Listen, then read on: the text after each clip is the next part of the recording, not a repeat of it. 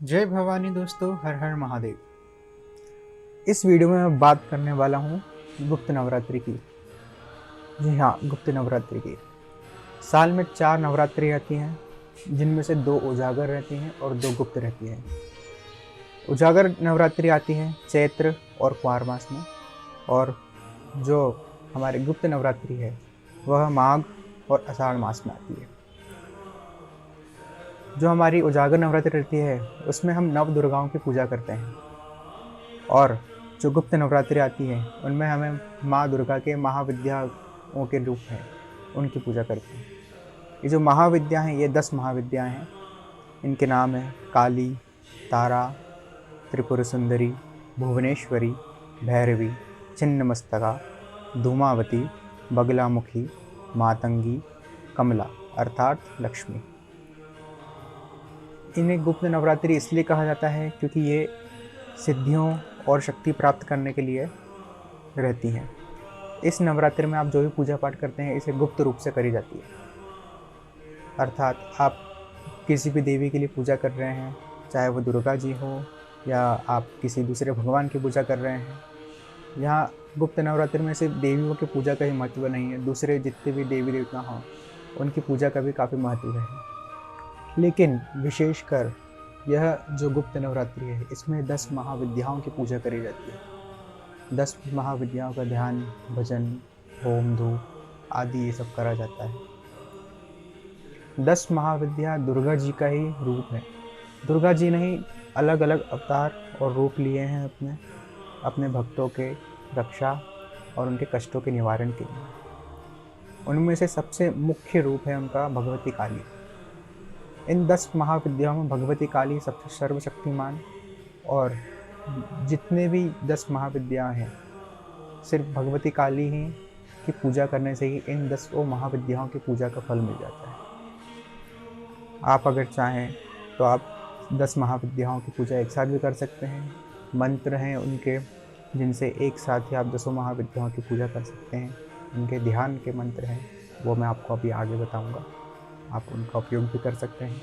और अगर आप भगवती काली की पूजा करना चाहते हैं तो उनकी भी पूजा कर सकते हैं, और दुर्गा जी तो उनकी भी पूजा कर सकते हैं। लेकिन आप जो भी पूजा करें, जिस भी देवी देवताओं की पूजा करें, आप उसको पूर्णतः गुप्त रखिए।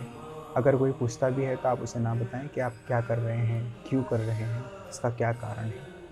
इतना ही नहीं, नवरात्रि खत्म होने के बाद भी आप किसी को नहीं बताएं कि हमने ऐसा करा था, उससे आपका फल नष्ट हो जाता है। आप जो भी पूजा पाठ करें आपको उसकी डींगे वगैरह नहीं मारना है, तो आप इसे गुप्त रखिए। अब मैं आपको महाविद्या माँ का ध्यान का मंत्र बताता हूँ। इस मंत्र के साथ आपको ध्यान करना चाहिए। इस मंत्र में माँ के रूप का वर्णन होता है। इसके अंदर हमें जब जब हम श्लोक जो बोल रहे हैं उसके अंदर जो शब्द आ रहे हैं उनको अपने मन में विचार करते जाना है, साथ में उच्चारण के साथ। अर्थात जो हम मंत्र उच्चारण कर रहे हैं उसको समझना भी है, उसको गहराइयों में डूब के जप करना है। अगर आप मंत्र को सिर्फ ऊपर ही अपने मुंह से पढ़ेंगे तो उसका आपको फल नहीं मिलेगा। तो मैं आपको ध्यान का मंत्र बताता हूँ। चतुर्भुजां महादेवीं नागयज्ञोपवीतिनीं महाभीमां करालास्यां सिद्धिविद्याधैर्युतां मुण्डमालावलिकेणामुक्तकेशीं स्मितानमाम् एवं ध्यायेन् महादेवीं सर्वकामार्थसिद्धिं। इसका मैं आपको अर्थ बताता हूँ। इसका अर्थ है, हे महाविद्या देवी, चतुर्भुजाओं वाली देवी, मैं आपको नमस्कार करता हूँ। सर्प का यज्ञ प्रवृत्ति धारण करने वाली देवी, मैं आपका ध्यान करता हूँ। महाभीमा, कराल वदना, सिद्ध और विद्याधरों से युक्त माँ, मैं आपका ध्यान करता हूँ। मुंडमाला से अलंकृत बिखरे हुए केशों वाली माँ, हमेशा हास्यमुखी, हमेशा हंसने वाली, मुस्कुराते रहने वाली माँ, मैं आपके सुंदर से रूप का ध्यान करता हूँ। हे माँ, सर्व काम अर्थ की सिद्धि देने वाली देवी, हे माँ, मैंने आपका ध्यान करा है, मुझ पर प्रसन्न हो और अपनी कृपा प्रदान करें। यह इस मंत्र का अर्थ है। इसे पूरे प्रेम भाव से हमें इन 9-10 दिनों में जपना चाहिए, सुबह और शाम।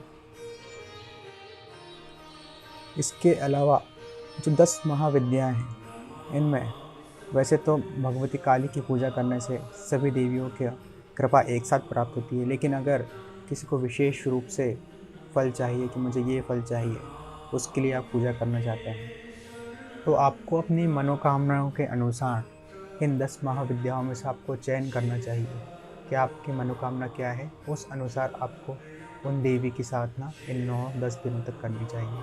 सिर्फ उन्हीं देवी की आपको रोज़ प्रार्थना करनी चाहिए, उनकी पूजा करना चाहिए, उनका ध्यान करना चाहिए। तो किस महाविद्या से आपको क्या फल मिलता है, क्या अभिलाषा आपकी पूर्ण होती है, वो मैं आपको अगले वीडियो में बताऊँगा।